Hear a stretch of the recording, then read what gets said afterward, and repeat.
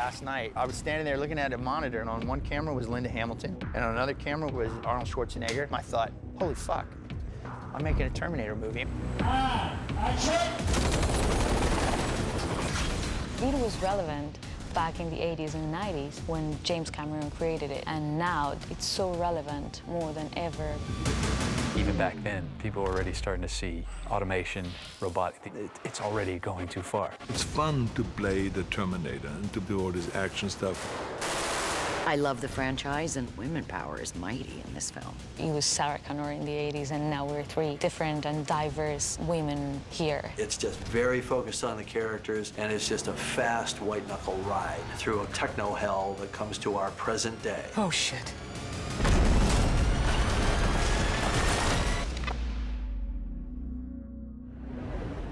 Never seen one like you before. Almost human. I am human. Just enhanced. There's a certain type of story that is about a chosen one, someone who rises to greatness because they've been chosen by destiny. And then there are stories about heroes who rise because circumstances demand it. But Terminator was kind of somewhere in the middle. Danny, you are the future. You figure out pretty quickly what a super nerd I am. So it was really this nebulous thing of what would you do if you wanted to make a Terminator movie? It deals with the proximal threat of the human collision with a potential artificial superintelligence, and we've tried to recapture that feeling and not get too grandiose and too complex and have a lot of characters jumping backward and forward through time. Time travel movies are tricky, right? They can be a real mind fuck. So the central premise that we operate from is Judgment Day is inevitable. The rise of AI is inevitable. So even though Sarah took a stab at changing all that and fixing it, she really can't.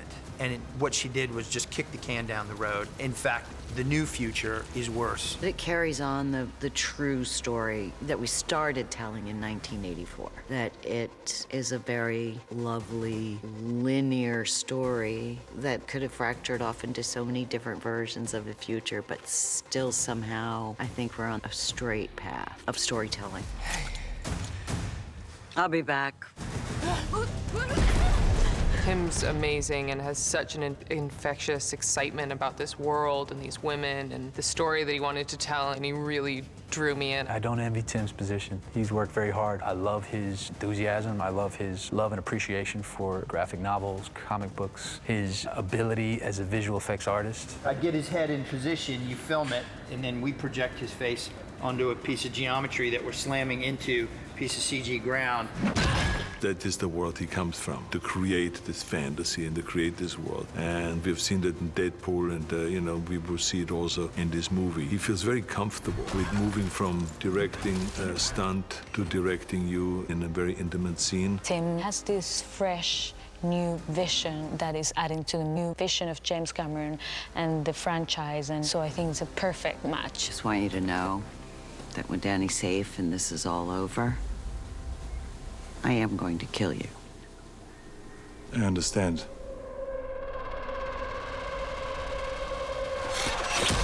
The most important reason for Jim to come back to the franchise is because he knows the material like nobody else. Secondly, he's fucking Jim Cameron, so he's one of the smartest guys you'll ever meet. I'm a creative executive producer on the film. I worked with Tim Miller trying to give him the best bat to hit a home run off of. That's called the shooting script. The primary place he was involved was in the writer's room. We did a little author's writer's room at first for just a couple of days, which was great. I brought in 5 of the top sci-fi fantasy authors that I'm a big book nerd, so getting to have those guys in there just to blue sky what this new film could be was great. And then we brought in the screenwriters, so we got a lot of opinions and thoughts. At the core of Terminator movies is Jim Cameron's complete belief that AI is coming and his complete suspicion that AI will wind up being a curse. But at the bottom of all of that is his belief that the human spirit will always triumph. I think the way Jim had created Skynet and the technology that came out of that was, we knew a lot less about what kind of shape AI would take. Our dependence on technology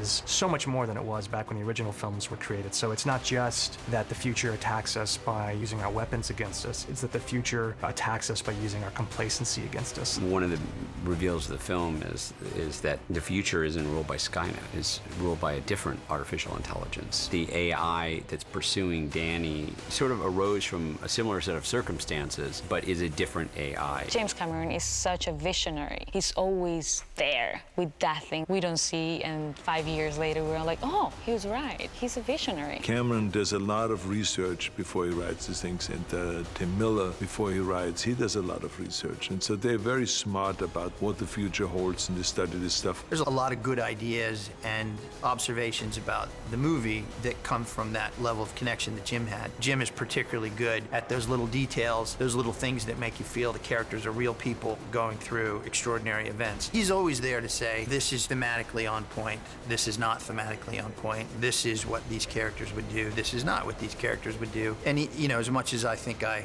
have a handle on it as a fan, there's nothing like getting that from the source. My name is Sarah Connor. We changed the future, saved 3 billion lives. You're welcome.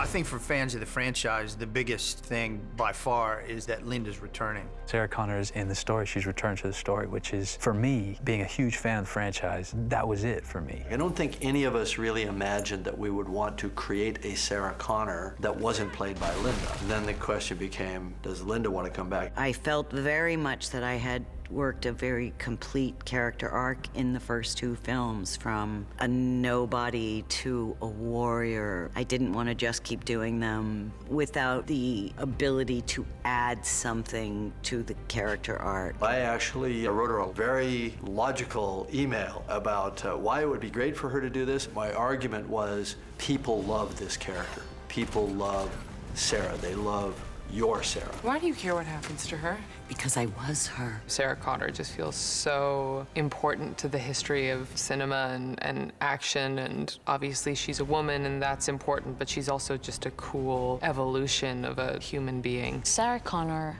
it's such an icon, and he was one of the first female superheroes that we had. It's really interesting to go back into our story, and Sarah has lived through events that are from a future that never happened because she changed it at the end of Terminator 2. It was hard to figure out where Sarah Connor is now. Who is she now? Is she a complete lunatic alcoholic? I suggested that she be fat, because then I wouldn't have to work so hard, but that didn't work. Sarah reminds me of the seasoned sports player that's been on a championship team for years and years and is able to coach the youngsters. Linda comes to the set prepared every fucking day. She wants to do all of her stunts. I will always go as far as I can into a character, but there are limits at my age. Had to go to training camp in Texas for weapons and unlearn what I knew in 1991 because everything has changed. So that button, you gotta push kind of hard.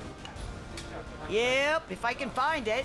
When you see Linda Hamilton kicking ass and taking names, it's Linda Hamilton kicking ass and taking names. It's not a stunt double. Linda is a great, great addition to this film, and I think that Cameron and the other writers, they knew how to bring her back in a very organic way. When you see the film, when Sarah comes into the movie, you just feel this amazing sense of, okay, here we go. She's back, she's bad. Why not just let me have her?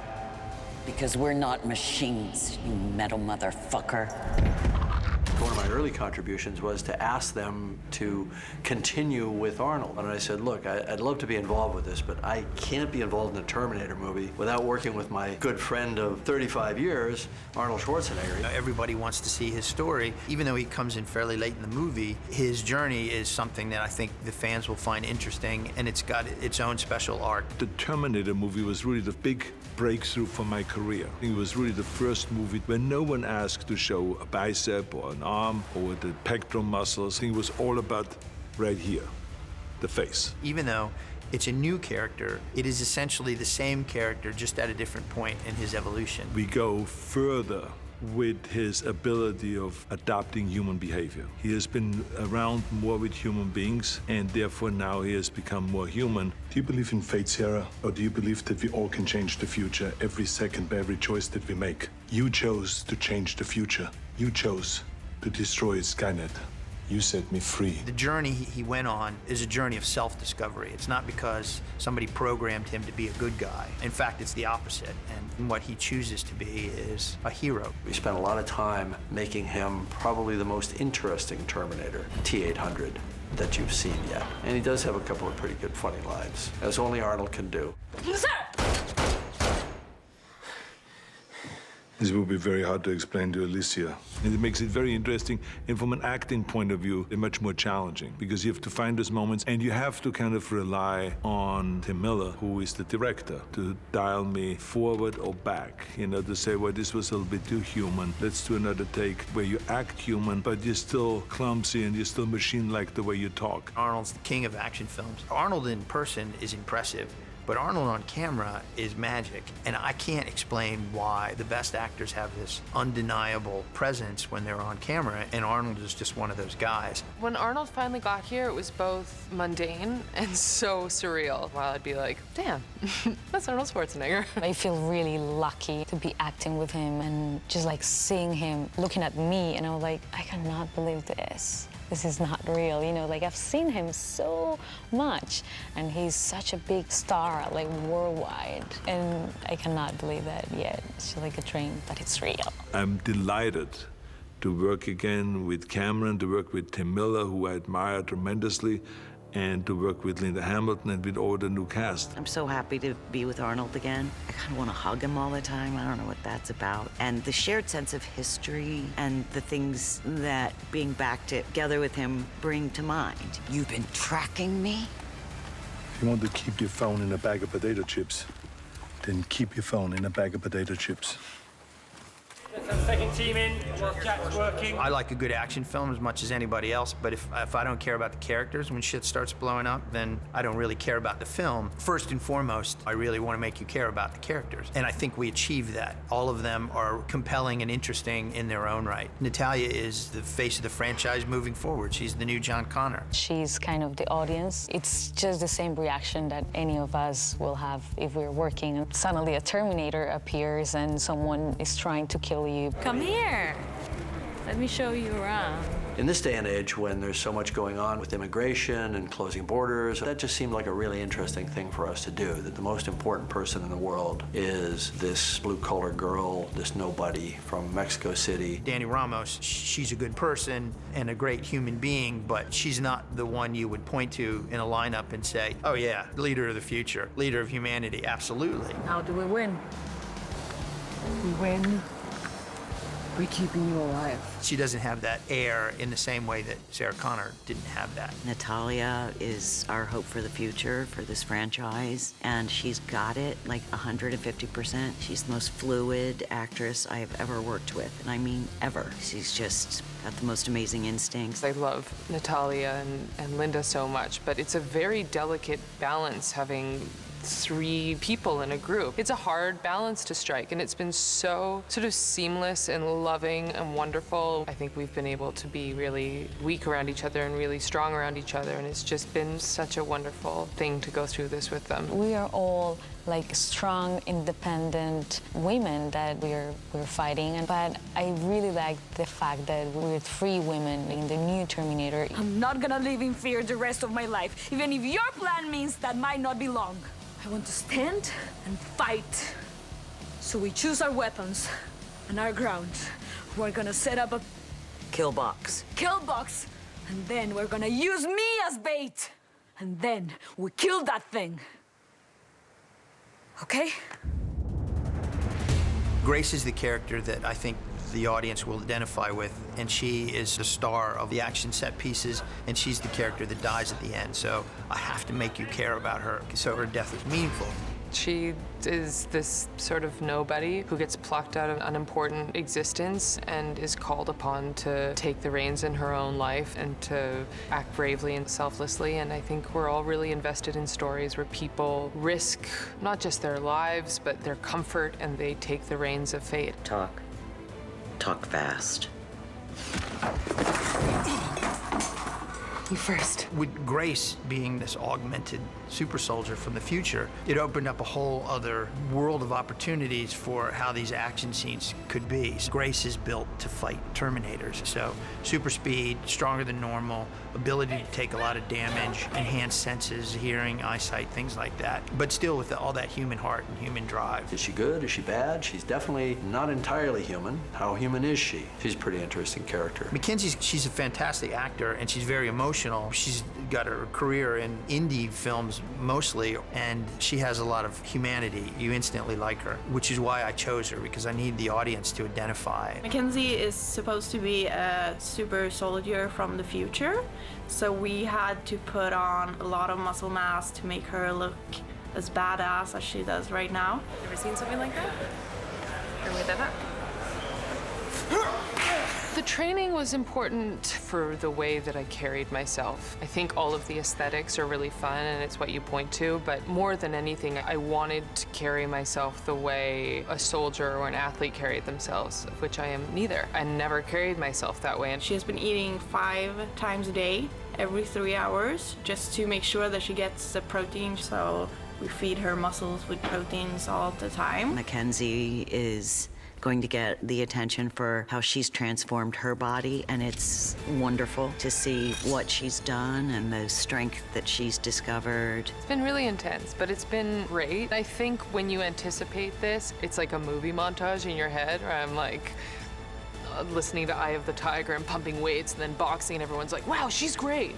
But instead it was like really humiliating and humbling most of the time, and people being like, I don't know what we're gonna do. Take cover. I don't hear anything. Yeah, well, you're not an augmented super soldier from the future, are you? We spent a lot of time on our new nemesis from the future, but he's pretty damn spectacular. He's played by Gabriel Luna, and character name is Rev 9. It's just this evolved hybrid of the T-800 and the T-1000. Matte black alloy endoskeleton with a mercurius liquid exoskeleton that can operate remotely from the central CPU. It's fun, man. Well, here we are. Let's finish this scene. This new Terminator had to be more human than human, to steal a phrase from Blade Runner, because it could be. So if it's easier to talk his way through a situation, he'll do that. He can be very charming, he can be very persuasive, he can be very human. Sorry. Metal hip. 2 tours in Afghanistan. All right. Thank you for your service. So I wanted someone who could be charming in one moment and then the eyes go dead and he's a killer. And Gabriel Luna was that guy. Terminator 2 I saw when I was 10 years old. Mother took me there. That was my childhood. And as a huge fan of Arnold's, and I'm still a bit at a loss for words. Give me the girl. No. You can't stop me. He couldn't tell me how he does it, but it's pretty interesting to see that the mask drop or the mask go up, depending on how you look at it, because Gabe's a pretty nice guy. And he becomes this stone-cold killer that you believe is there for one purpose, and one purpose alone is to kill this young woman. So it's cool. All Tim really wanted to know is like, are you fast? I was like, yeah, I'm fast. But there's so much you can do if you really focus on the geometry of your body and the shapes you're making. And so that became really, really important to me, was just to develop that physical vocabulary. They wanted me to sprint, you know, just full on, full tilt, come get this helicopter. But I thought maybe, you know, it's just an idea. What if I just power walk it? Gabriel is doing an incredible job playing Gabriel, the Rev 9. And just the way his physicality and his mannerisms have changed for Gabriel are really, really beautiful to watch. He's like a dancer. They're really great. So whenever I get a chance to fight him and perform against him, he's made himself so precise. It really does feel like you're fighting an advanced machine. And I am just a lowly super soldier. Knowing that you're going to face off with Arnold Schwarzenegger at some point really, really lights a fire under your tail, just to make sure that once you come to that face-off, that you can stand there eye to eye and people in the audience will believe that you're a threat to the great Arnold Schwarzenegger. What makes this a direct sequel to T1 and T2 is as much about the tone as it is about the narrative. Every character is important, for a different reason, and every character needs to be the most important character at different times. You want to cross the U.S. border with an undocumented Mexican national and a woman who had her own episode on America's Most Wanted. You have a story that people understand and characters that they care about, and then some blistering action all around that. The fact that Arnold's coming back again to play his character and Linda to finish the story of Sarah Connor is the best of all possible worlds. If it had just been a continuation of the Terminator movies, I wouldn't be here. It's the fact that we get to finish this story, the stories of these characters, is what makes it so unique.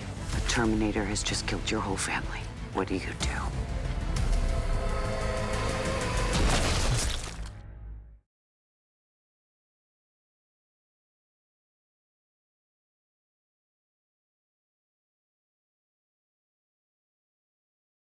And action! Goodbye, me!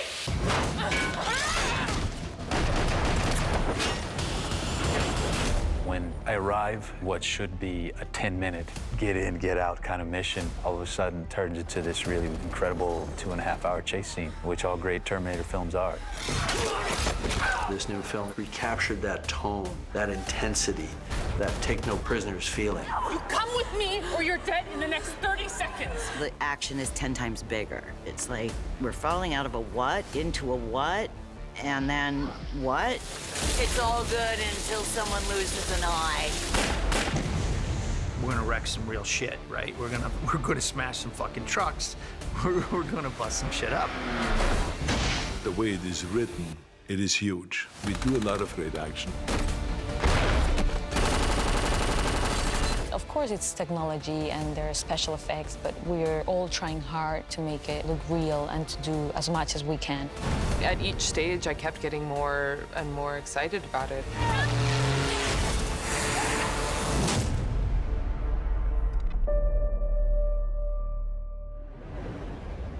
August 29th, 1997 was supposed to be Judgment Day. My son and I stopped that. Saved 3 billion people. Where's your son now? Skynet had sent several Terminators to hunt him. One finally caught up with us and carried out orders from a future that never happened. Pretty much everybody in the writer's room thought that the idea of John Connor had been explored quite thoroughly, which is an opportunity because for me, it was always about Sarah. You know, John was just a kid with some potential, but I was more interested in the mother fighting for her child than I was in what the potential of the child could be. But in order to make way for this new future, you kind of have to be done with John. So what's the most dramatic and powerful way you can do that? It led inevitably to us clearing the board in that first scene, and it's pretty traumatic, and I think it really slaps the audience in the face and says, wake up, there's something new about to happen. The opening of the movie, we have a sequence where we essentially are back in time. We see young versions of the principal characters, and it's by far the hardest work we've done on digital humans. It's unbelievably difficult. ILM's working with a process where they're doing some facial tracking that they can actually apply to their models, and they're really pushing the boundaries to try to make that look as photoreal and believable for the audience as possible. And it's going to be difficult because everybody has been watching these movies for years and years and years, so we have to be spot on to really nail that sequence. We started off the process building our digital models and really just referencing the ages from Terminator 2. And that was great because we could actually take many shots from that film, line up our models, and just make sure that they matched. And that was a long and tedious process. We cast actors to play their bodies because we need bodies on set to perform, to light, to interact with each other physically and let the director direct. We typically will have our stars there if we can. So in this case, if we have Linda Hamilton, who's got her younger self, she was there to help us with coaching the body actor that'll play her body, essentially. Face replacement and body replacement. That is like a whole new world for me. They had a body double who doubled my body from 1991. And I got to sort of go, yeah, she looks right, she looks good. From Linda's perspective, you know, we get her performance and she delivers the lines, and then we use her to drive her younger self. We're so attuned just from an evolutionary standpoint to really identify anything that looks kind of unnatural. And we know in our minds, right, there's no way that we could have physically captured young Linda or Eddie. And so it's that kind of uncanny valley that really is hard to close the gap. But as each movie does it, it's becoming progressively better and better. And I feel like we've taken a leap on this one, and it looks great. Action. A lot of the movie takes place in Mexico and the southern U.S., and we couldn't go to Mexico for a variety of reasons, so we shot 30-some days in Spain. For set dressing and props and art direction, it was all sort of coming together and figuring out what are the flavors of those locations that we're shooting in Mexico and the Southwest. What do we want to portray on the screen and what parts of those places? Spain is a very good double for Mexico. It's often used because of the topography, the light, the shapes that you get. We'd managed to find probably around about 10 options for each of the locations in Spain. We sat down then with the director and went through those and then honed it down into 2 or 3 really, really good locations. When explaining the main character, Dani, her barrio where she lived, you need the audience to enjoy the feeling of being in Mexico. So you need to give them all those things that they don't really know. There's the people, there's sounds, there's smells, there's color. All of that you can put in a movie. Buenos días, Mona. Ay, siempre con tus flores. Siempre. ¿Quieres tu tortita de tamal? Ándale, le llevo una a Diego. I'm here at the Ramos house in Mexico. There's team art director and Naila. They're working hard. I'm going to show you a little bit of our house. We are going to establish this relationship, this family, tons of people coming in and out. Can I get Danny's bag? This is the set, and that's Lee that is always working hard. This is my room. Welcome to Danny's room. Well, this is the very beginning of the film, one of the first scenes, and we are going to see how a normal day in the Ramos family is. Let's go, Diego. We're running late. Ya, Taquita.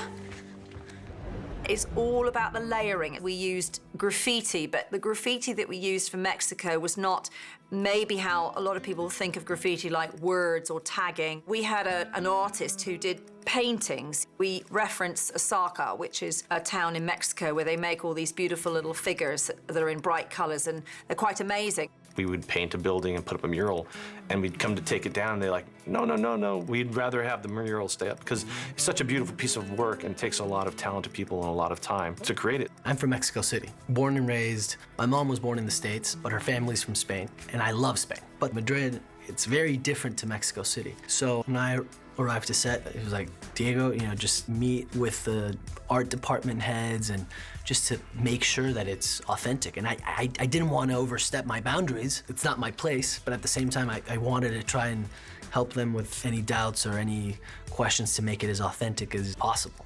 It's not the easiest thing to do Mexico City in Madrid. Madrid does not really look a lot like Mexico City. As a production designer, you look for the building shape, the window shape. What can I do with this shop? How can I change it? Does it look like Mexico? I think so. It looks like Mexico. When we actually shot the scenes on the day, I was shocked. I felt like I was in Mexico City, from the cabs to the buses, which are called microbuses, everything. I mean, the street signs, the food. And I went immediately up to the art department. I was like, wow, guys, you guys killed it. And when someone walks up to you and says that to you, you know you've cracked it. Supposed to pick up a detainee named Danny Ramos. Please lock your weapon. Expect a big ping, brother. My whole body's a weapon. The Terminator itself has always functioned best when it's taken upon the role of an authority figure. And so we thought, okay, well, if she's in Mexico and try to cross the border, which has all sorts of resonances with the things that are happening today, it'd be interesting if the Terminator then kind of morphs what it's presenting itself as somebody, or border control or ICE or whatnot. We are shooting a detention center scene that happens when our characters try and cross the border. And it's a lot of chaos, a lot of extras, and a lot of fighting.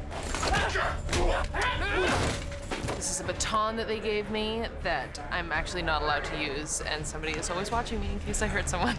We shot the detention center scene in a Nokia factory that we had made to look as much like one of the American detention facilities as we could. Sarah Connor. I'm Officer Rigby. It's an honor. We're right now filming in a warehouse which is doubling as a detention center on the border of Texas and Mexico. I'm a border control officer who takes Sarah Connor away and interrogates her. What do you sound like in the movie? I sound like this. No, I sound like this. In the movie, I kind of sound a little bit more like your everyday average American. Let's go. You belong in your own private cage. We're playing to Mexican cholos here at the border prison center. A lot of extras, amazing people, having a lot of fun. Everybody's friendly, everything is okay. Having a good time right here in Hungary. I don't usually have my head shaved like this, so... This tattoo is my tattoo is not real. It's not real.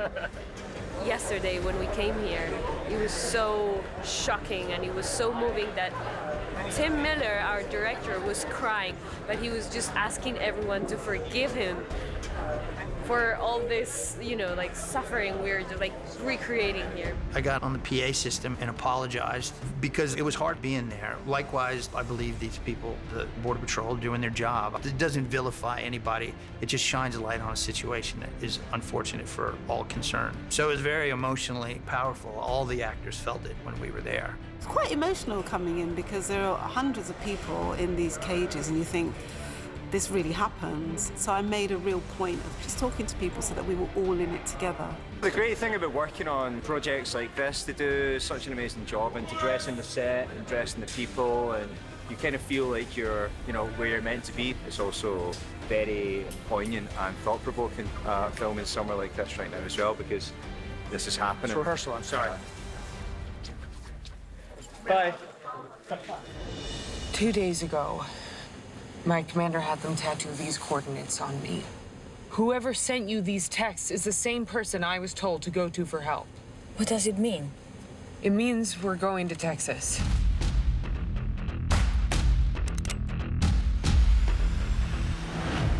The T-800 cabin in the movie where Arnold and his family live was something that Tim wanted to be about a Terminator that has become as human as possible and lived the American dream or the human dream, but he wanted a specific feel. The T-800 cabin was quite an interesting set for me because you need to tell the story of, did they buy the house? You know, they bought a piece of land, they built something. The aging needs to be of that level. You need to show that. You need to tell the story of how he's learnt about people, reading, researching, traveling, whatever it is he's done. While raising Mateo, my son, I began to understand what I'd taken from you. You grew a conscience? The equivalent to one, yes. We'd looked at a lot of locations, a lot of cabins and houses that were in the middle of the woods that just didn't work. There was a house on the location that was built for another production. We loved the land, but the house didn't work, so we struck the house and we had a full cabin built. It didn't want to look too old-fashioned. We sort of had the brief that it was probably 12 to 15 years old, but it had a slight modern edge to it. And outside we created a sort of bunker and shooting range, so we still have the whole armory references, which go back to the other Terminator films as well. You just keep this around? Even without a rogue AI taking over, I calculate a 74% chance that human civilization will collapse into barbarism. Also, this is Texas. We are currently in the house which is being used for the T-800 cabin in the woods. There was a lot of thought that went into the colouring, keeping it warm to sort of emulate him being part of family, and that's why you can see a lot of wood. We went for real oak. It was all to give it that realism. We wanted it to be a bit Navajo, to have that sort of look of that, and the colouring was very important to get the colours right, and all these paint finishes, and Do you think it would be good and this gentleman here. Do you think it would be good to move the chair a little forward? Yeah, I was just wondering if you wanted to do that. I love it. You did a great job. Tell me what happens when this all falls apart. There's no warning. Day one, everything just stops.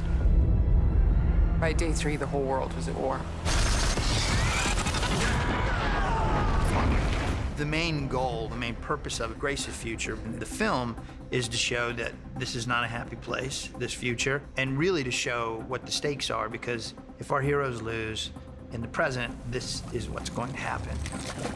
This is 25 years in the future we're going to.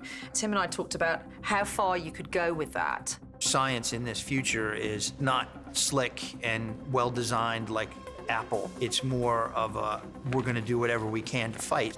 Obviously, with past Terminator movies, very iconic in terms of the battlefields of the future. This has a very different look about it. So the VFX were handled at Blur, and they went out and did some really cool things where they took drones out and they filmed this really big canyon and got a bunch of photography, essentially, and are using photogrammetry to create a real environment. So it looks super photoreal. It's a really amazing sequence that looks a little bit different than what we've seen in the past. It was a nice tease of our future soldiers and this amazing vehicle called the Dragonfly, which was a modern version of a troop carrier. We are 5 clicks out, carrying wounded precious cargo. Over.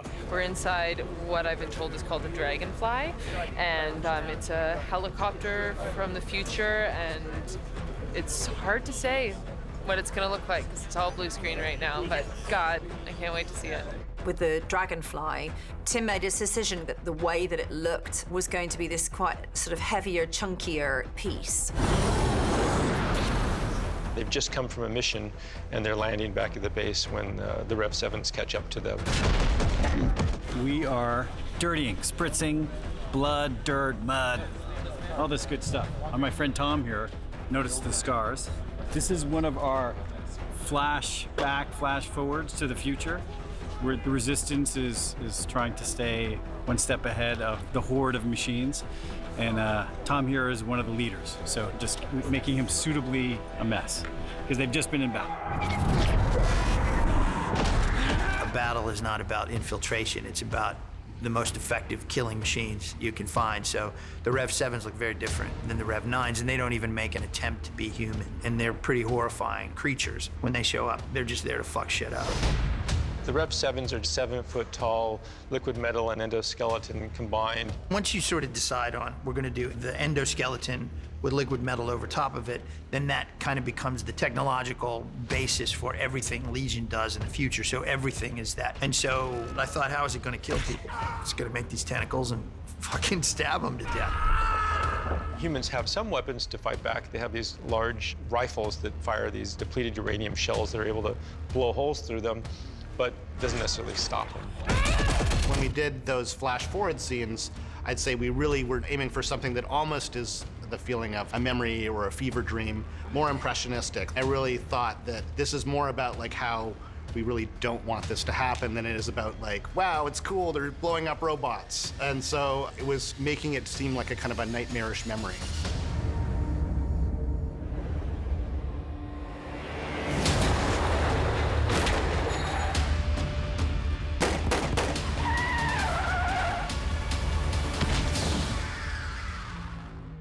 Because it's the Terminator series, when Tim came out and we jumped on the film together, he said, we have to do as much in camera as we can. Tim is very critical of making sure everything is real, the body positions are real, impacts are real, and it definitely makes a challenge. The roots of Terminator is in practical effects, and I didn't know as much about practical effects, so we brought in a lot of experts, like Graham Kelly, who was our action vehicles guy. He's done a lot of second unit.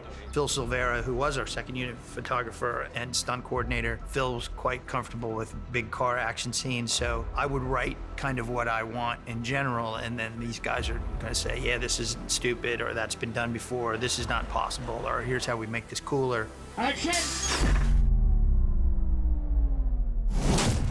I'm really excited. We are here in the middle of the desert. It's really hot. I'm sweating, but I'm really excited because today we're having this really exciting scene with a car chase. You see like smoke. We have big explosions.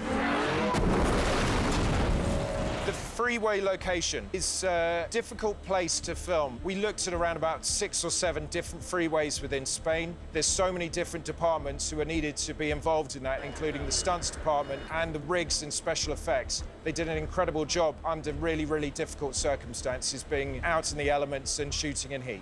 We're out in Murcia, which is a town in southern Spain, shooting our classic big rig Terminator chase. This is my baby. I haven't named her yet. I don't know, Big Bird maybe. So as you can see, we have a crew of about 300 today, all inclusive. We got our wonderful riggers here. Right behind us over here, let's swing around this way, is the target. My sole purpose is to extinguish the life form sitting in this vehicle here. When we were shooting the car chase, it was insane to see all the technology that they used for the actual stunt cars. And Graham Kelly, who's the actual stunt driver car specialist, he engineered this pod that was attached to an altered vehicle. So this car can't be driven? It can be driven as well. It can? As well, yeah. You can drive it from inside, and you can drive it from... And you can drive it from the back. In front of the camera, that's on. The pod is really a driving position that's in a cage that we can connect to the controls of the vehicle, and we can have it driving from any position on the truck or the F-150. It gives us more room for the camera around the actors, and they haven't got to drive. They're complete passengers in it, so they're able to act. We are shooting a driving sequence today that I thought I would be responsible for, but it turns out they built this custom sort of dune buggy attachment to put in front of the car and drive wildly while I do this with my arms, very believably. Here you see our pods. We got a pod up there. We got a pod here. That's so they can be operated by the actual professionals. I mean, if you've ever tried to drive a car from your bumper, I don't know if anyone ever has, but I imagine it's pretty difficult. I personally don't want to find out.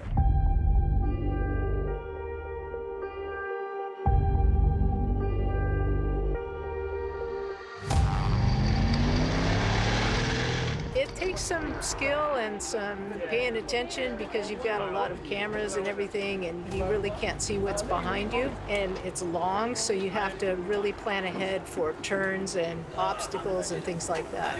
For me, it's a pretty special thing because I was fortunate enough to be one of the 3 truck drivers on Terminator 2, which was probably the film that made my career, or at least began it and put me kind of as a known name. So it's really an honor to be here and to be chosen to drive the truck in this film.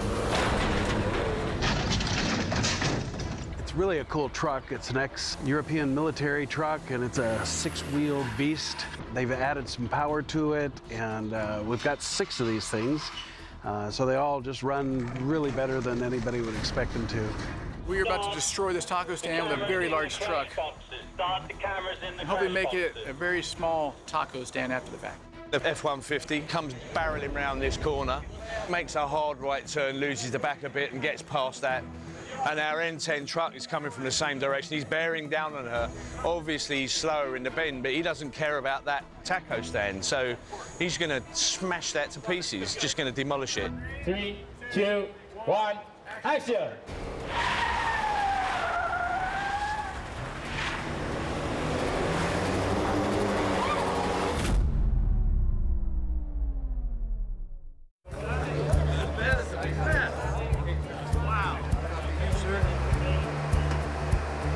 Big, like burrito-sized tortilla decided that it wanted a close-up and completely covered B-cam. I want to know who hired that tortilla, and I want him fired. It's probably Tim Miller. Nothing like taking real cars and banging them up in chases, and we had stuff flying everywhere. The stunt team and our car prep team did an awesome job. Of course, there's times when you can't put a real human in that car because they're far too dangerous, where we have to step in, or we've got cables pulling cars for safety reasons, and we'll have to paint that stuff out. So that's the bulk of the visual effects work, but the fundamentals, it's all rooted in camera.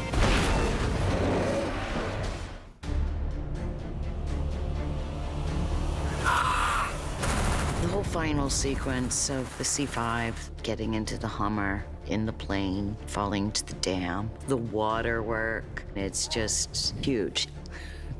What the hell? What the hell? It even blows my mind every time. I'm like, what? It's so crazy. The Rev 9's right on them, and so they're kind of forced to run for cover onto this C5 plane that's about to take off. Everybody really wanted to do a scene in the plane where we had this big fight going on and gravity with variable G.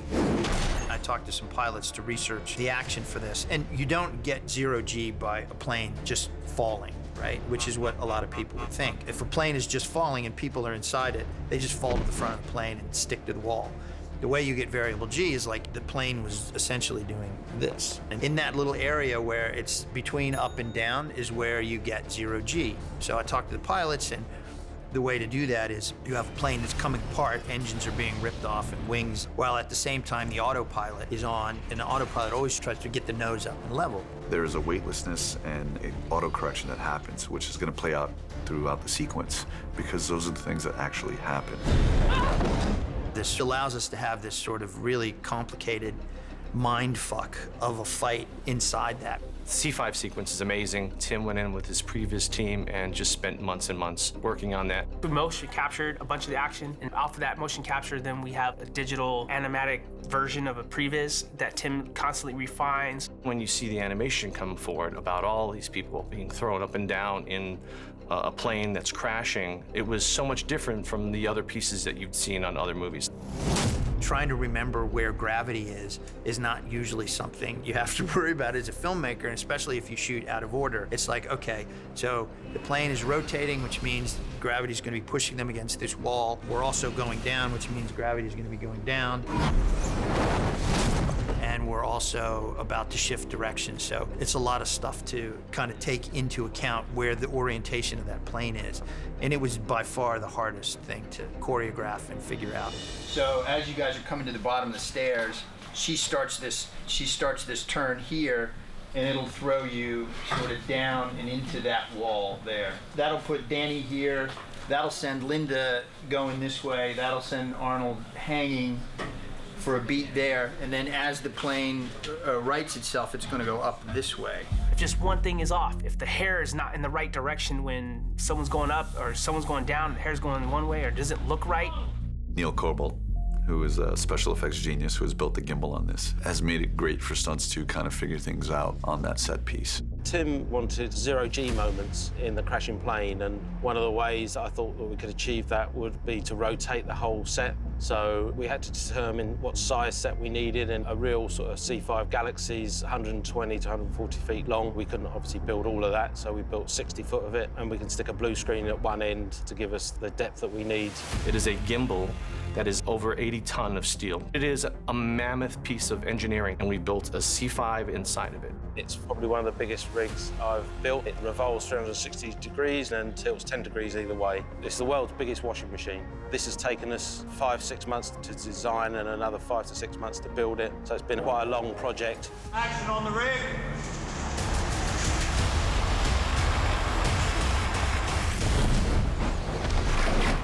The C5 battle was one of our really challenging battle sequences, and there's just a huge mix of live action and digi-doubles and lots of effects mixed in.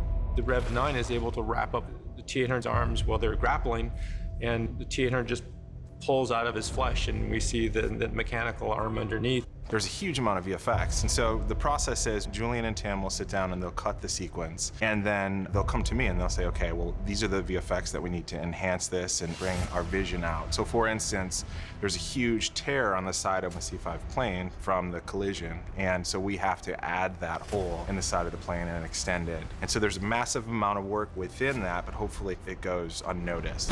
This whole fight in the C5 ends with them getting into this Humvee that's rigged for a parachute drop, while Arnold holds the Rev 9 off, and they bail out. When it bails out, the parachutes aren't deployed, and they're in free fall, and Grace, being the super soldier that she is, she climbs outside and releases the parachutes and saves everybody. We're getting ready to train Mackenzie to do the flight for the falling Humvee sequence here in beautiful Budapest. The camera's inside looking out, okay, and you settle in front of everybody, and then you whip yourself around to the side. It's gonna be a tiring couple of weeks.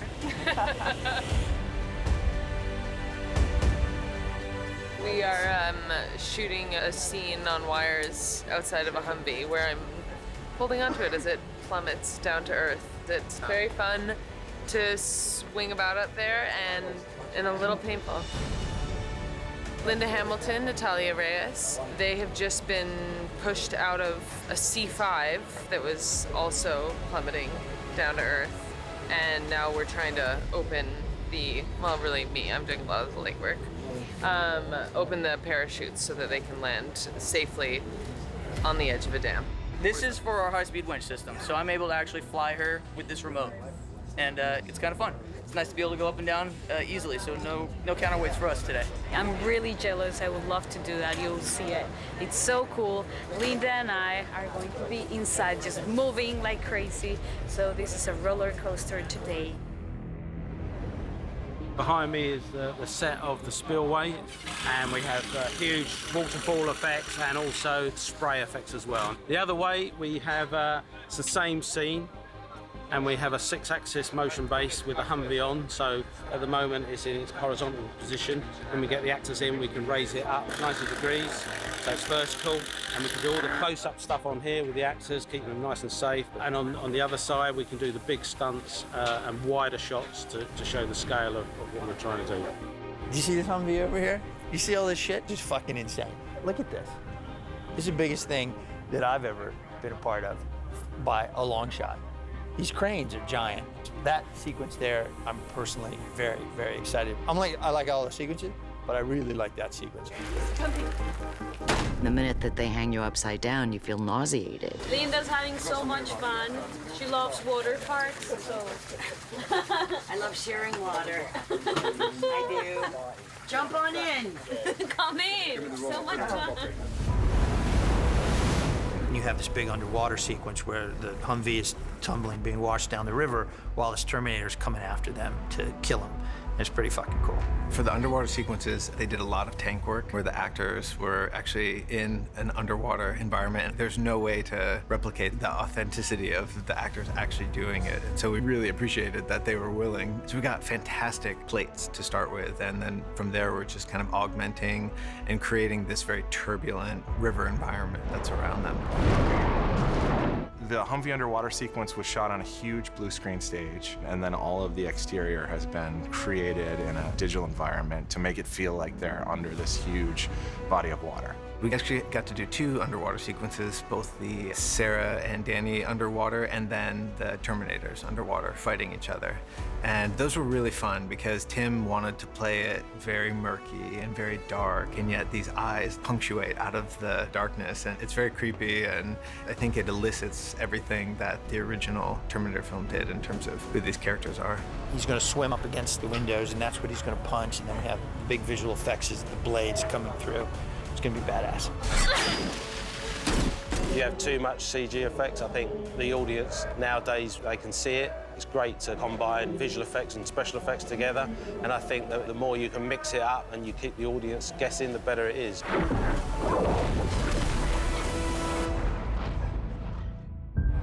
Okay, I just want to say a few words because it's the last day. I want to say thank you very much. I'm very much aware of every single person here, of how much work that you put in to make this movie become a reality. Doesn't matter if it is wardrobe, if it is makeup, if it is hair, if it is stunt coordinating, stunt people. To me, the success of the movie is the hundreds of people that worked together and slaved away for months and months and months. So I just want you to know how much I appreciate all of your work. We love you. This was extraordinary. Thank you very much for all your work. Thank you. Woo!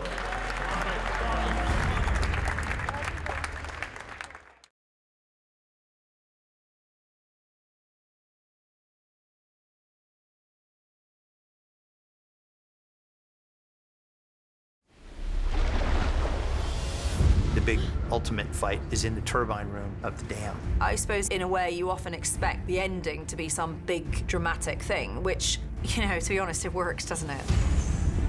That is one hell of a climax for the T-800, the Rev-9, Grace, Sarah Connor, Danny, just to kind of end this film and maybe begin something new. Should be easy enough. When you do the stunts and you do all this action stuff, you never really know what it's going to end up looking like. It's so crazy, the amount of people, the amount of work, the amount of time. You can never imagine something this big. I've never done anything even close to this huge. T2 might have been this in its day, but all these years later, it's like, holy crap, it's huge.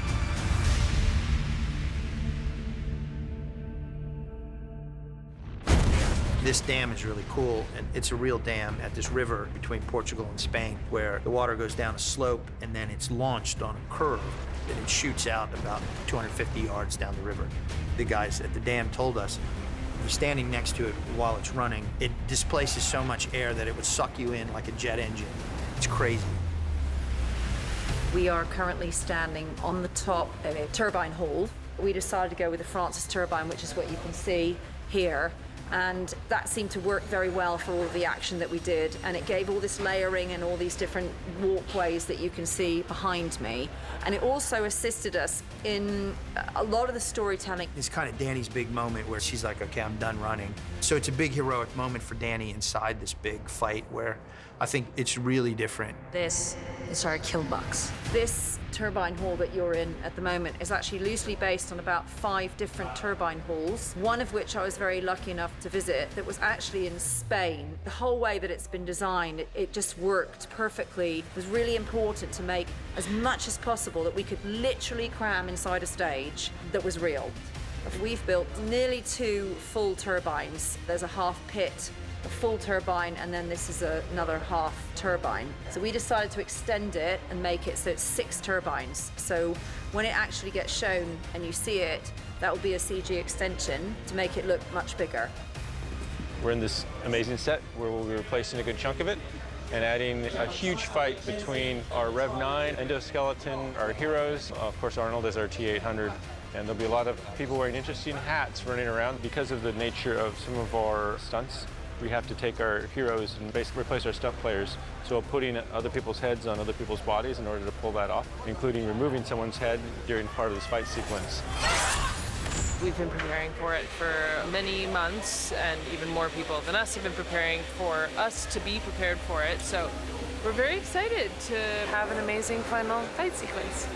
We have stunt viz that we do in the stunt department, and our second unit director, what we'll do is we'll go to the location and we'll see the layout, we'll see what is actually there, and we could mock up shots or mock up angles with different lenses and whatnot, and then we'll show the Tim, and then we'll make tweaks to where something very polished comes out. We approached it very tactically. In the fight, it's not just 2 dudes punching each other. Arnold, of course, is just blunt force, trauma, kind of a fighter, and then Sarah is very tactical, protecting Danny, and it's this whole defensive action. I'm not watching another child die, you understand me? Grace fights with this chain that she's spinning really fast, and she's using it in a way that I think is pretty cool, and of course Arnold joins them for that final fight. He's fucked up, but still in the fight. People really love watching him doing all this destructive stuff and being able to destroy anything. So numbers are against me, 4-on-1, well, 4-on-2, let's say, and they all about to get what's coming to them.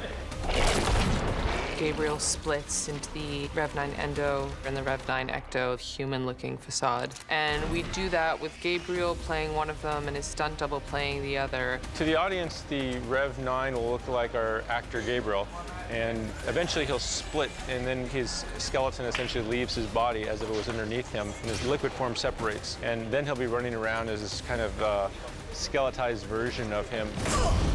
I'm Micah Carnes. I'm the assistant fight coordinator, and right now I'm doing motion capture for the endoskeleton. There's a bunch of trackers on the suit, and then somewhere in post, VFX guys do their thing. And on the day, you'll see that it's an endoskeleton. It's not actually that hard because you don't have to imagine that much. You have 2 lines of sight, and then they'll just call cut when they reform, and then one of them goes away and Gabriel plays the rest. Go! In the turbine room fight, you see a moment where the Rev 9 is hit up against the column, and then right on top of him is the T800 swinging a blunt object, and he just barely gets out of the way and hits the column, causing destruction to the column. So if you imagine machine-on-machine crime, bam, explosion, dust, concrete, debris, that'll definitely show some power. T800 gets increasingly damaged, so we had some very complicated work in terms of taking Arnold and then augmenting him with the shredded arm and parts of his face revealed. You look terrible. At least I still have all my face. Arnold was up for it all, like he's giving us a great performance, and then we're just augmenting that.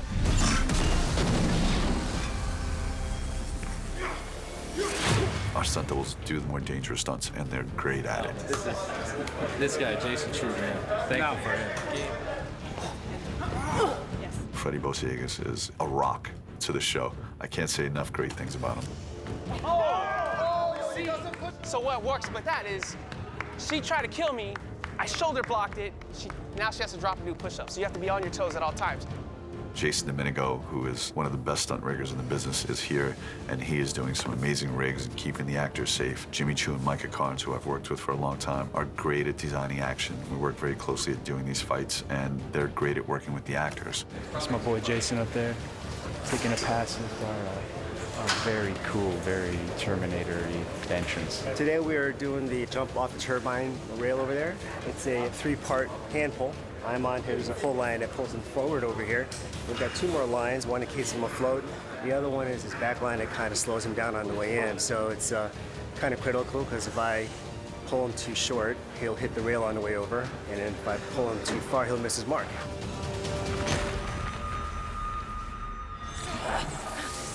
The scene where Grace is pulling on the chain is incredibly complicated just in terms of the damage to Gabriel. In order to create the effect, we actually just replaced the lower jaw, but we kept the eyes and nose and all the places where he was giving us this like really amazing performance. You need something that can kill a fucking Terminator. So in my mind, the only force powerful enough was some sort of electromagnetic field that could destroy at least the skin part of it.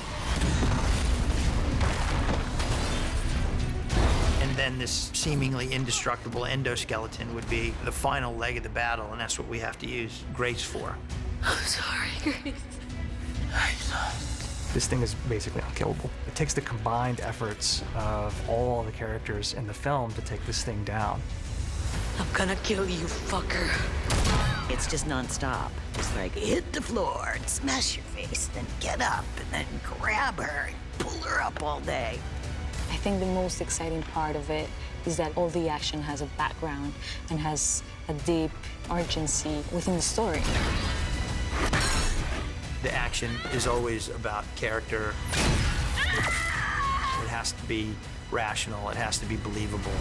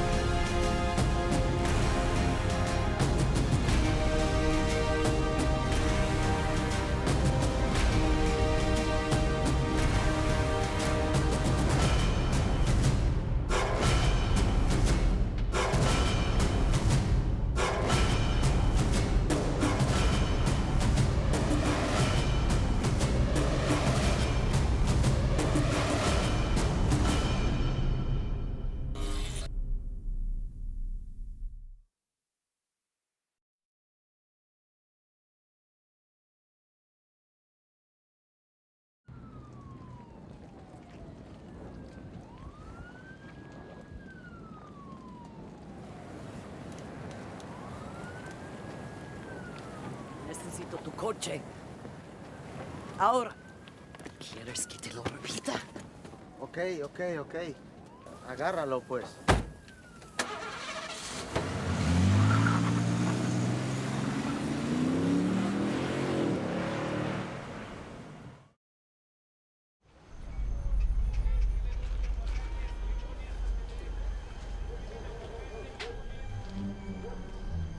¿No está bueno el café?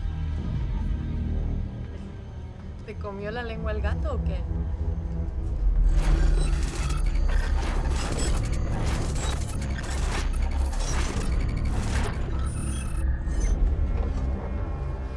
Muchas gracias.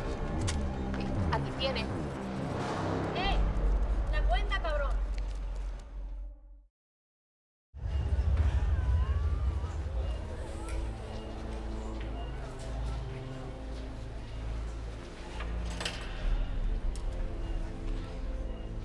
Did they get in?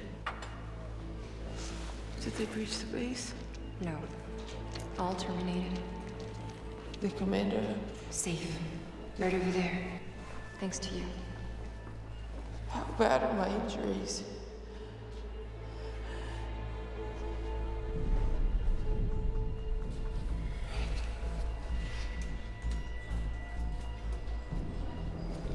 I would like to officially volunteer for the augmentation program. Grace, you know the risk of the procedure. So why don't you just rest now? And later... I would like to begin the augmentation process immediately.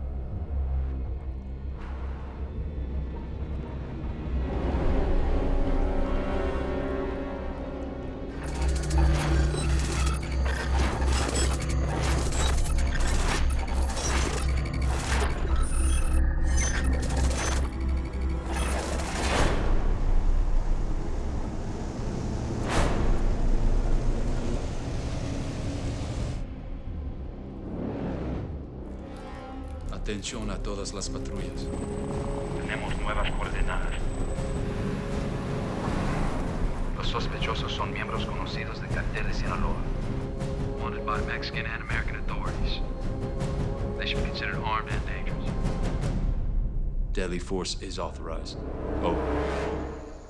You guys want to hear a song? No.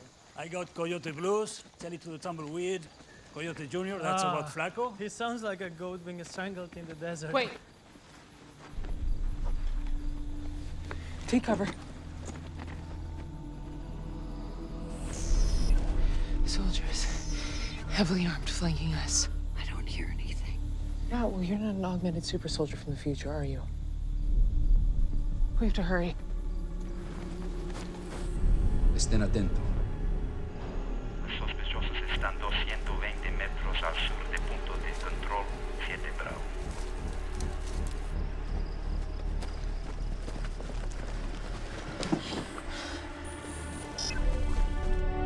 Elimínelos ahora. The river. How far? Less than a kilometer to the crossing. Okay, we'll run for it. Leave the base. Grace, I don't want any more people dying because of me. I mean it. Fine. Leg shots, whatever.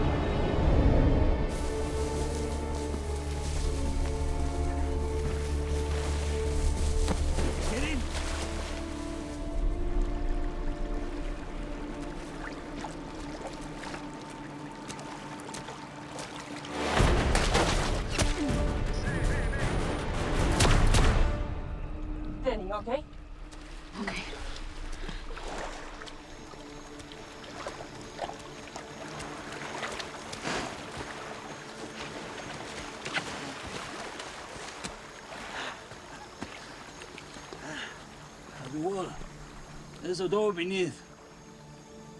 Flaco knows it. Theo!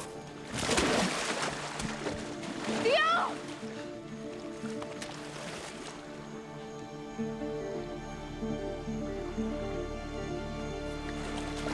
No! No! And if you don't want to join them, keep moving. You know what? I really hope the future doesn't do to me what it did to you. Me too. Come on. Be more later.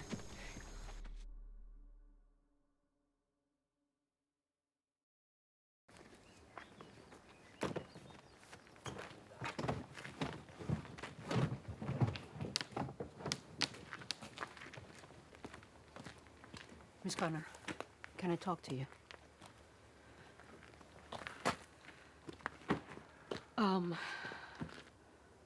Carl never told me about his past. And I just respected his privacy. I mean, I knew he was different, but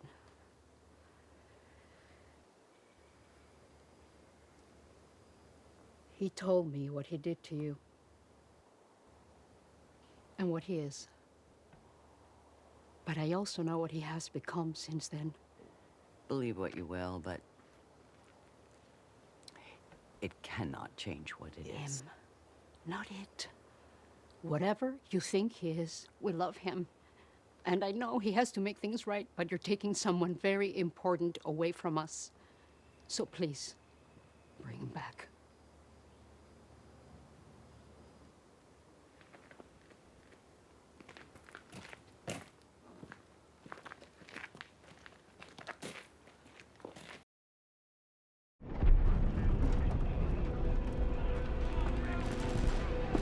Commander, Legion's assets have all been neutralized in the TD chamber.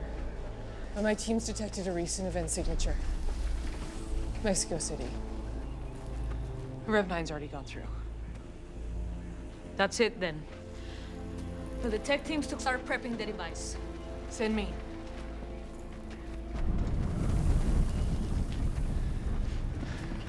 Listen. You did everything in your power to prevent this moment. But here we are. Here we are.